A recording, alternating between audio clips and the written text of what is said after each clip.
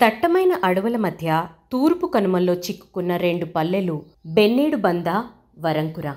అక్కడి పిల్లలు బడికి వెళ్ళి రావాలంటే 6 కిలోమీటర్లు నడవాలి. కొందరి పాదాలకు చెప్పులు కూడా ఉండవు. ఈ అడవిలో ఏం జరిగినా పిల్లలను కాపాడే దిక్కులేదు.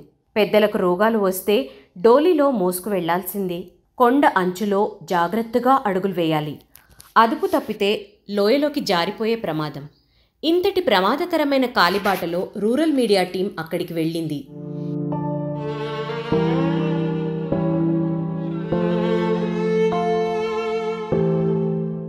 అన్న వనగపల్లి పంచాయతీ బెన్నెడబంద గ్రామం, అల్లూరి సీతారామరాజు డిస్టిక్.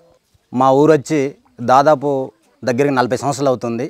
మాకు గవర్నమెంట్ స్కీములు అనేది ఎటువంటి సదుపాయం ఏమి లేదు. ఇక్కడ ఎప్పటి నుంచో రోడ్ల కోసం కూడా దరఖాస్తులు కానీ అప్లికేషన్ ఇలాంటి అన్నీ పెడుతున్నాం. మాకు ఈ 2 కిలోమీటర్లు అన్నది పిల్లలు దాదాపు ఒక 15 మంది ఉంటారు. ఇక్కడ నుంచి 2.5 కిలోమీటర్ల కింద బిర్మిసాల అనే గ్రామంలో స్కూల్కి నడుచుకుంటూ వెళ్తున్నారు. కొన్ని చాలా ఇబ్బందులు మాకు అంటే కొన్ని పరిస్థితులు వెళ్ళడానికి రావడానికి చాలా ఇబ్బందులుగా ఉంది. ఇప్పుడు ఈ వరంకుర, బన్నేడు బండ ఏ పంచాయతీలో ఉన్నాయి? వరంకుర, బెన్నెడు బంద వనుగుపల్లి పంచాయతీ కింద వస్తుంది. ఆ 2 గ్రామాలకు కూడా దాదాపు 3 కిలోమీటర్ల నుంచి 4 కిలోమీటర్ల వరకు కూడా రహదారి అనేది లేదు. కొండ అంచుల నుంచే వాళ్ళు నడిచి వెళ్ళడం కానీ ఆ తోటల్లో నుంచే వెళ్ళడం జరుగుతుంది. మీరు ఒక సామాజిక కార్యకర్తగా అక్కడ ఎటువంటి సమస్య గుర్తించారు? మేము అక్కడ గుర్తించింది ఏంటంటే, ఆ గ్రామాల్లో ఇప్పుడు వనుగుపల్లి పంచాయతీలో వరంకుర అనే గ్రామంలో దాదాపు 10 కుటుంబాలు నివసిస్తున్నాయి. అక్కడి నుంచి దాదాపు ఒక 11 మంది పిల్లలు స్కూల్ కి వెళ్లాల్సిన అవసరం ఉంటుంది. కానీ ఆ గ్రామంలో స్కూల్ లేకపోవడంతో దగ్గరలో 4 కిలోమీటర్లు దూరంలో ఉన్న మరొక గ్రామానికి వచ్చి పిల్లలు చదువుకోవాల్సిన పరిస్థితి వచ్చింది. కానీ ఇప్పుడు ఒక మాట, ఆ గ్రామంలో రావాలంటే కొండ దిగి రావాలా? కొండ దిగి రావాలి. మళ్ళీ సాయంత్రం స్కూల్ అవ్వగానే పైకి వెళ్ళాలి. ఈ దారిలో ఏంటంటే చాలా వరకు మొత్తం అడవిలా ఉంటుంది. సో తోటలు ఇవన్నీ ఉండడం వల్ల ఏంటంటే పాములు వచ్చే అవకాశం ఉంటుంది. ఏమైనా పురుగులు కానీ లేదా పిల్లలకి మధ్యలో ఏమైనా సరే ఎవరికి కూడా సంబంధం తెలియదు అక్కడ మధ్యలో ఏమైనా సరే. అదే వాళ్ళతో పాటు ఎవరైనా పెద్దలు రావడానికి కూడా అవకాశం ఉండదు. ఎందుకంటే వాళ్ళు తోటల్లో పనులకు వెళ్ళిపోతూ ఉంటారు. సో పిల్లలు ఉదయం అందరూ కలిసి ఒకేసారి దిగడము, మళ్ళీ అందరూ కలిసి ఒకేసారి పైకి వెళ్ళడం కూడా జరుగుతుంది. ఇప్పుడు ఎవరికైనా అనారోగ్యం పాలైతే రోగులు కూడా ఎలా తీసుకెళ్తారు మరి?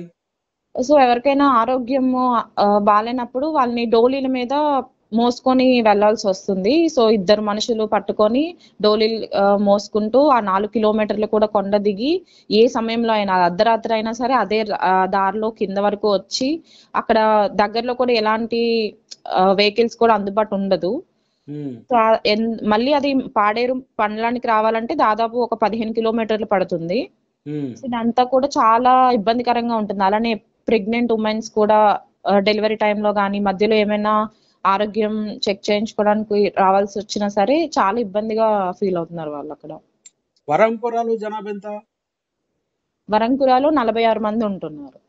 ఓకే. బన్నేడు బంద ఒక 52 మంది ఉంటున్నారు. ఓకే. వీళ్ళకి మరి ఈ సమస్యలు ఎప్పుడన్నా ప్రభుత్వం దృష్టికి మీరు గాని ప్రజలు గాని తీసుకెళ్లారా? మా సంస్థ తరపున ఆల్రెడీ మేము చాలా సార్లు గ్రామ సభల్లో కానీ లేదంటే ఇక్కడ ఐటీడీఏ మండల ఆఫీస్ లో కానీ మొత్తం అన్ని జిల్లా అధికారులకు కూడా ఏంటంటే అర్జీ చేయడం జరిగింది. సో రైతుల్ని తీసుకువెళ్ళి మా తరపున గత 3 ఏళ్లుగా కూడా పెడుతున్నాము. ఈ రోడ్డు ముఖ్యంగా రావడం కోసం మేమైతే పోరాటం చేస్తున్నాము. ఓకే. మరి ఏంటి వాళ్ళ నుంచి స్పందన లేదా? అంటే అవుతుంది అంటున్నారు కానీ ప్రాక్టికల్ గా ఇంతవరకు ఏం జరగడం లేదు. అయితే ఇప్పుడు వీళ్ళ ప్రజలకి ఈ నిత్యావసర వస్తువులు, రేషన్ సరుకుల కోసం కూడా కిందకి వెళ్లాల్సిందేనా? వాళ్ళకి ఎలాంటి వారానికి ఒకసారి పాడేరు మండలంలో సంతనే జరుగుతుంది. సో వాళ్ళు ఆ ఒక్క రోజు కూడా శుక్రవారం రోజు అందరూ కూడా దిగి వాళ్ళకి కావాల్సిన సరుకులన్నీ కొనుక్కొని మళ్ళీ అందరూ ఒకేసారి పైకి వెళ్ళడం జరుగుతుంది. మళ్ళీ వాళ్ళకి అర్జెంట్ గా ఏమైనా వచ్చినా సరే రావాలన్నా చాలా ఇబ్బంది. ఈ కొండ ప్రజలకు ఎన్ని కష్టాలున్నా వారు ప్రకృతికి కొంచెం కూడా హాని చేయరు. ఘన, ద్రవ జీవామృతం వంటి జీవన ఎరువులతో కాఫీ, రాగులు, కూరగాయలు పండిస్తారు. నేలలో సారం పెంచుతారు.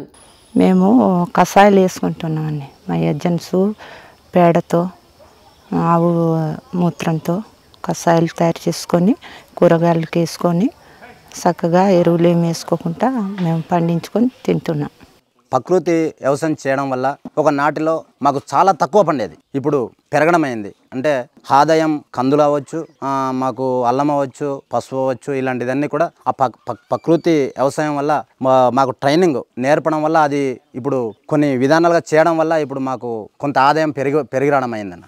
చిన్నారులకు విద్య అంటే అందమైన కళ, కానీ ఈ ఆదివాసీ బిడ్డలకు ఒక పీడ కళ.